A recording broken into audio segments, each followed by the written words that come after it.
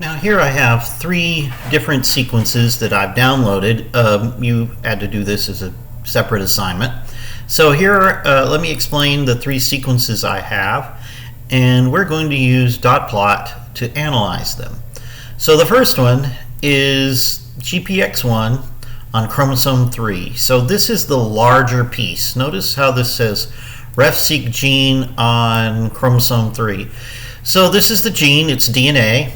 It's not RNA, and it's on a larger piece. So the actual gene in here, the actual reading frame, the area we're going to call a gene maybe, even though this isn't the definition of changing right now of what a gene is. But let's say between the Tata box and the terminator. That's going to be on here, but I can tell you that it's not going to be, this is like 8,000 base pair long. And it's only going to be like a couple of thousand, so 2,000 out of this is the actual gene. There's another gene up here, and our gene that we're looking at, GPX1, is going to be down in here somewhere. And we're going to find out where it is by using these other two genes. Now the other two genes, or we're going to, hopefully we will, but we're going to run into some problems, and that's what I'm going to show you here. Notice that this one is GPX1, but it's not from human, it's from a pig, all right? And it's an mRNA. It is GPX1, all right? So maybe it'll match and tell us maybe where the gene over here in this larger piece is. It's a technique we use to find genes. We find them when they're similar to one we know. We compare a sequence and go, oh, there it is. It's the one that's similar to this one, or it's the region that's similar to this one. That makes sense. The sequence should be similar. Now here we also have, this is human, this one is human, this one is human, but this one is GPX8. Now notice it says variant 1, and it's also an mRNA. Now variants come because there is something called splicing, which we'll talk about this week. If you don't know what splicing is, like I said, you need to watch those videos. But we can learn, even without knowing exactly what it is, we can use it to, or maybe we can figure out what it is by actually using this program and viewing it on viewing this sequence on dotplot. You might be able to figure out what splicing is if you don't know or don't remember. All right, so we're going to compare these. Now realize these two are human. This one is pig though, so this one's should be a little different.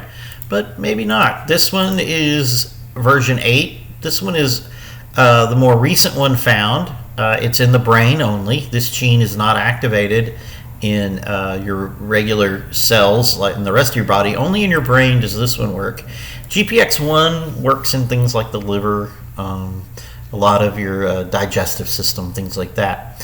I don't know about GPX1 in the pig. This one, I suppose, since it's the most similar to this one, it also is in the liver. But that is not necessarily the case. They usually name them 1, 2, 3, 4 by when which one was discovered first. So you never know. Don't trust the nomenclature that this is actually the closest one to GPX1. There may be pig GPX7, and it's the one that's closest to human GPX1. You can't tell. You have to go and look at it, and that's what we're going to do. We're going to look at these using dotplot and Eugene. All right, so I'm going to shrink this down, and I'm going to start Eugene here. All right, so I want to do a dotplot, so I'm going to go down here to build dotplot, and the first one I'm going to build is using, let's see, let's go find them. They're on the desktop. So I'm going to use the main one, the large one that has actually two genes on it. And we're going to open that one. And then the other one, we're going to do, let's see, it's on the desktop. Let's use the other human one. And it also is an mRNA. I should put that in here, that this is also an mRNA and not a regular DNA sequence. This one's DNA for sure. This one, I labeled it correctly. I need to relabel this one as mRNA. And that kind of goes with being version 1 because splicing involves RNA. But I probably ought to put that in there to remind myself. All right, so we're going to do this. and we'll just make it 100% first, just to see if there's anything identical in there. And there's not. It might as well be blank. This is like, oh, these aren't related at all. All right, so we go here and we go over to parameters. We're going to change this. So let's see, let's click here for reduce it to 7. We'll leave it at 100 and we'll see if it makes a difference by just reducing. So it took 100 to make a dot, now it only takes 7. Let's see if that makes a difference. Makes a big difference. It's still not very related. We see some fuzzy stuff here, something right here, but nah, that doesn't really tell us anything. So let's do it again, and let's reduce this now to 50%, and let's see if we get anything. And that is useless. And now it's too much. So we would go back and we maybe make it 75%.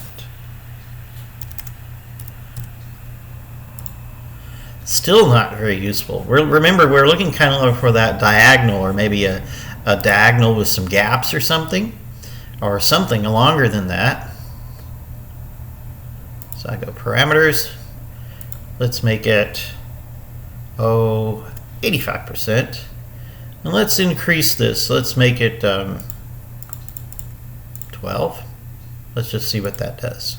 And now everything kind of fades out. But you do get a little interesting piece here. Could that possibly be the gene? Well, probably not. It's a little small. So that's unlikely. What's going on? Well, the real problem is that it's mRNA and DNA. They're complements, and you're not going to show up with complements. So let's click on inverted repeats, and let's see if we can get anything to show up when we do that. Now we have things going the other way. So still not as good as I would have liked. Sometimes what you have to do is you're going to have to go and convert this from DNA to RNA, or RNA to DNA. In this case, we would like to convert the smaller one, which is the RNA, and we would like to convert it to DNA. So how would I do that? Well, let's go over here to Tools. Let's see if I can find the right piece. Actions. Analyze. What we want to do is we want to find a pattern. Nope. Align. Nope. Cloning. Design. Oh, I think they've changed this. Export selected sequence. Digest. Align. Analyze. It's got to be in here somewhere.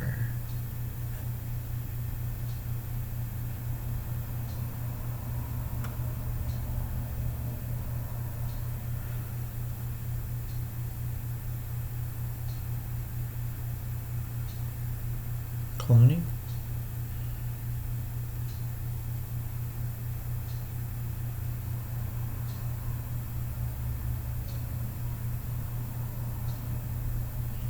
They have changed the program since I just installed this brand new, and they have taken some.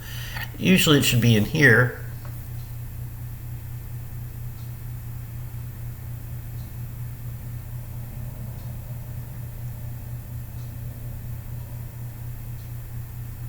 And I don't see it. So let's do it a different way. I'm going to show you a new site. So you start your browser, and we go to bioinformatics.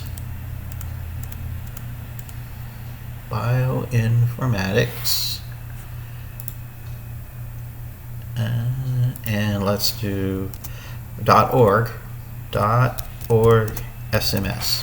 So type that in, bioinformatics.org SMS.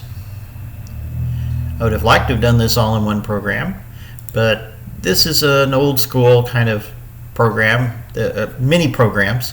And what we want to do is we want to find the reverse complement. All right, so right here, DNA manipulation. So we can click right here. And what we do in this little online program, let's clear it. It is going to be a FASTA. Let's go take our mRNA, one of the small ones, pig, or well, I'll do the larger one. I'm going to grab this whole piece, and I'm going to go copy, and I'm going to paste it right in here. And then what it's going to do is it's going to find the reverse complement. Or I could just find the complement. Either one. You can just find the reverse, you can find the complement, or you can find the reverse complement. So I'm going to do the reverse complement. All of these would work one way or another with what we're doing, and we submit. All right, and so now it has results for what? Oh, okay, it scrolls. I was saying that's a little small. Let's see, can we do that? Nope, won't let us break it. So go to the bottom, and then I'm going to go all the way to the top. And I'm going to copy that, and what I'm going to do is I'm going to make a new, all right, this one I'm going to kind of copy this and make a new, let's do it this way, a new document, and I pasted it in, and yes, I know that it's all one line, not good.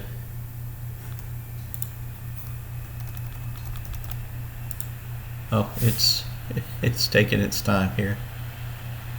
There we go. Oh, is it too large?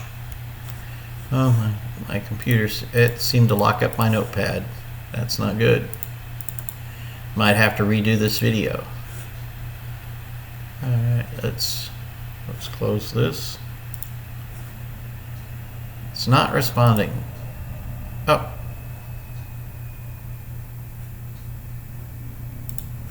There we go. It just took it a second. No?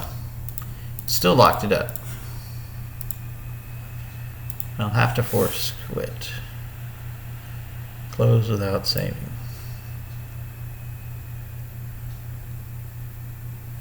Let's use a different program. Now, you're not supposed to do this. You should always use your notepad program. But I'm going to use a program that can deal with a larger file. Where is it here?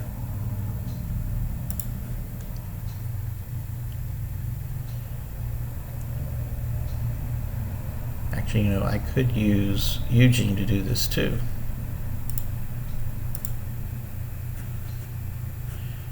Don't do that. Okay.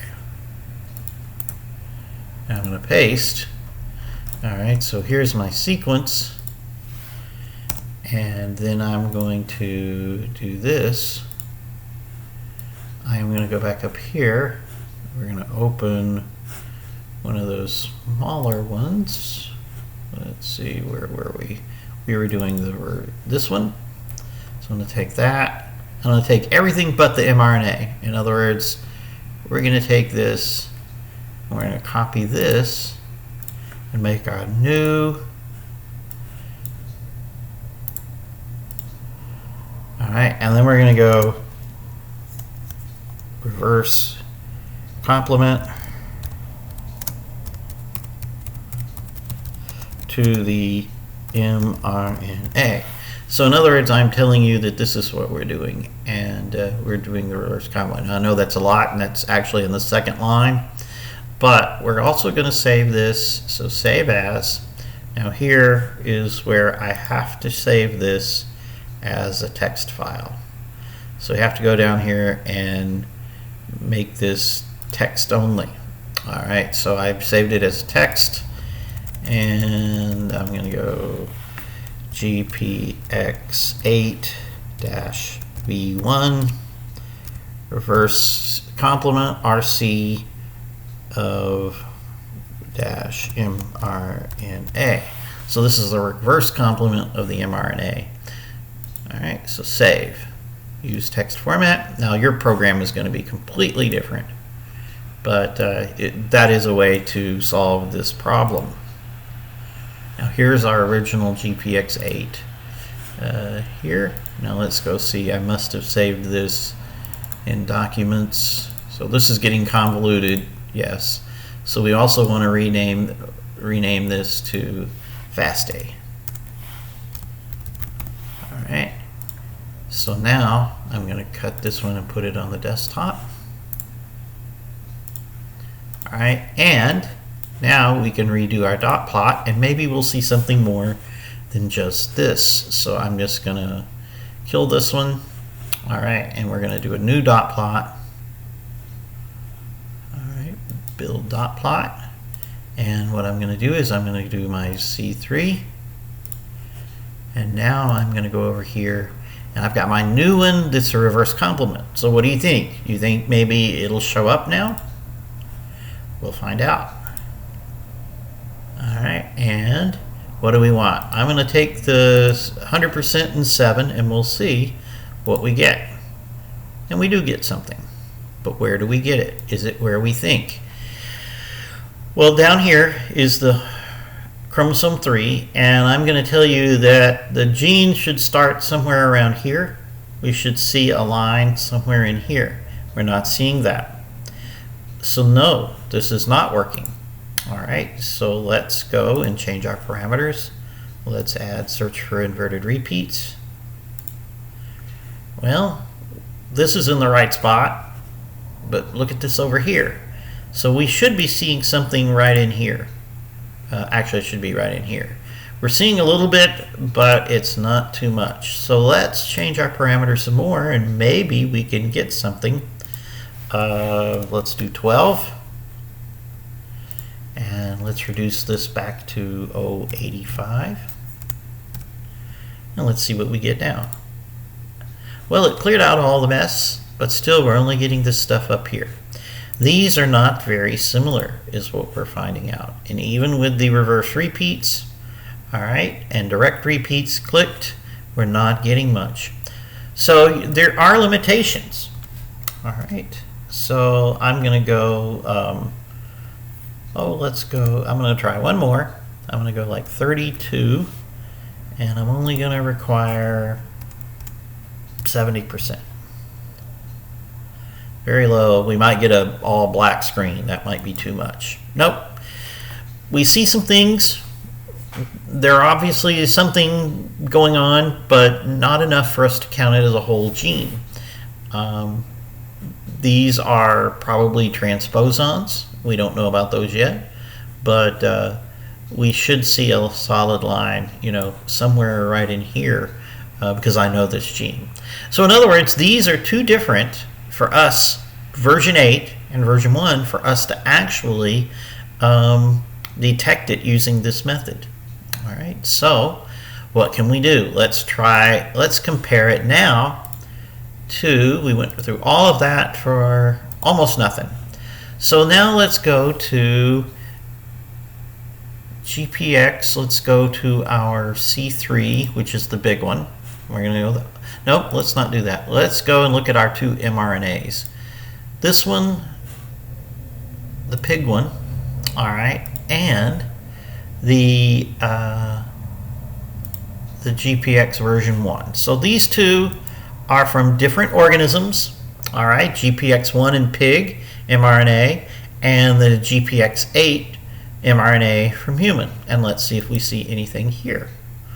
All right, and we'll just leave the standard parameters, 100%, 100%. We don't need the inverted repeats because these are both mRNA, and of course we get nothing, as you would expect. So let's go change our parameters, and let's reduce this down. This says, let's use the standard ones they use, which is 5, and let's make it 90%, 80%. There we go. Let's see what we see. And that's too much. There's too much going on here. We can't tell. All right, so let's raise this up to 32, and let's see what we get. Nothing. That's too much. So let's lower it back to say 12. We get something right here. So these two are also two different, in other words, to get any analysis. And don't be surprised if you get that. All right, now what would be the best way to actually find something interesting in this? Well, none of these three are similar enough. We've got different species and we've got different versions, and they're just not very similar. So I chose three that just weren't going to happen. So why don't I go back to the NCBI and let's just do NCBI nucleotide. All right. And we're going to go GPX1. Oh no, we have one. Let's go GPX2, Homo sapiens. And we're going to search. And we're going to find the RefSeq transcripts. And let's see, this is variant 1. We don't have a DNA version, they're all RNA. So let's grab one of these. Let's just do this one. I'm going to go File, put the GI in there, Create. Alright, I'm going to go rename that. And this is what? GPX2. And this is variant 1 mRNA. Alright, so now I've labeled it pretty well. So we're going to copy. I'll put it back on my desktop so that I'll know where I'm at. And now let's try to see if variant 2 mRNA in human is similar to variant 8, variant 1 in human.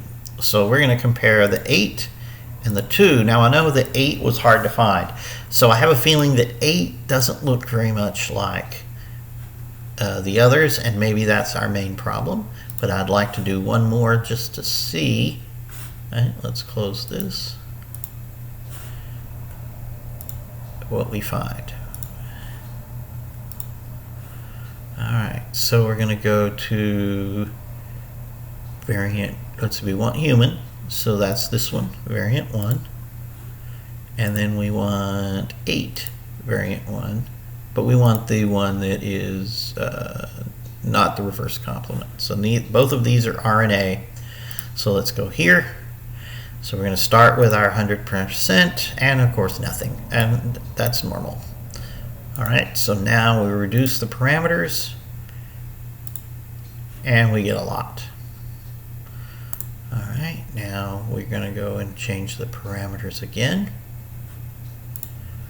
Alright, and we're going to increase it to maybe 12 and reduce this one to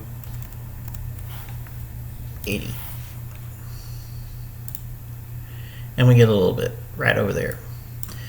So the one thing about it, when you do see a piece that is conserved across two very wildly different sequences, it probably means this is a very important piece for the operation of glutathione peroxidase. So that's something to report here, is that this is the only piece that we found that looked similar. I bet it does something. I bet it's very important, and every glutathione peroxidase might have it. So you might take this sequence, you click here, go down here and look at it. Alright, here is the sequence. Oops, after I click on it, it doesn't highlight anymore. But you take that sequence, you can cut and paste it like this. You can go, where is it? Go to position, copy paste. So copy selected sequence, and then I could make a little FASTA of that little sequence, and then we could go search for it, or we could just do a search of the sequence and find out if it's in all the glutathiones. And it might be, same with this little piece. You might even compare these two. You also might record where the position is. It might be important for them to be in the same position. But these two, all right, are the only thing we find, and they're not very long, but at least they're there. Let's change some parameters just a tad more. I'm going to go ahead and just look to see what the inverted repeats look like on this and see if they're the same. Nope, we get this extra piece right here. It looks like a duplication and inversion or something that comes along. I wonder if this piece, though, is like this one, CT. Oh, I recognize this sequence. I know what this is. And it is, this sequence is something that has to do with something called enhancers. And it's interesting that it's right there. Not that you guys know anything about that, but just something I saw. So you can see that dot plot is not perfect. It's much better of use when things are much closer to one another, and I thought one of these would be at least relatively close, but if the 8 is probably far away, maybe 1 and 2 RNAs would, GPX1 and GPX2 in human would be similar, but if you just don't find it, you don't find it. All right, but you got to see a lot of use of dot plot here, even though we didn't find much. This was kind of interesting, but let me go ahead and do an alignment between the same. Let's close this one. One more thing to do. This is the first thing that you ought to do whenever you do a dot plot, is to compare a sequence to itself. So in this particular case, I'm going to take our version 8 mRNA. All right, and I am going to click over here, compare the sequence to itself. I could put it in a second time, but we're going to compare it to itself. Let Eugene just do that. We'll leave it at 100%. And of course, it shows you, yeah, it's identical. But now let's go and change the parameters. We're going to reduce this. We're going to go down to what it recommends, 6. And I'm going to go down to, 75%. And now it gets very fuzzy, and you see all these patterns. These are usually not useful. You need to reduce it so that you get something, let's say 32, something with that stands out, individual lines, and there we go, something useful here. And what we get here are some interesting sequences. A lot of times when you see something like this, maybe not a straight line, but maybe an X or a plus right here, so there'd be another little line going up and down and crossing this. You probably have a terminator. So we've talked about terminators. I'm just kind of showing you how you might find terminators using this, is because they have sequence similarity in the reverse direction, and it'll often show up as a little, not just a dash line, but a plus. This might be enough for a terminator. We would have to do a little more analysis, and that's the kind of thing we will do in the future. But I wanted to show you all of this. We didn't find much in this one. We saw some things. This is more the kind of thing we're looking for. Usually when we're looking for something, something will just pop up when we do something. I'll do one more. Let's take this and go, since 75%, let's go 90%. So that would, no, I want to go the other way. We want to go 50%. And let's see what we find. Too much. Let's see, reduce it 70%. Still get the same 2 lines. It's amazing how much it changes just with, so we want to make it 65%. A few more, yes. So you see how changing just a few percentages will bring up quite a bit more interesting things. And so you can keep going, of course, when you go too far. All right, and I go to 50% like we did. So just going from 65 to 50, it makes it too much going on. And so you have to learn to fine-tune what's going on. You can't even see your straight line almost because there's so much interference in here. All right, that'll do it for this one. Just kind of going through some things. We didn't find anything in this one, and don't be surprised if when you compare yours that you don't.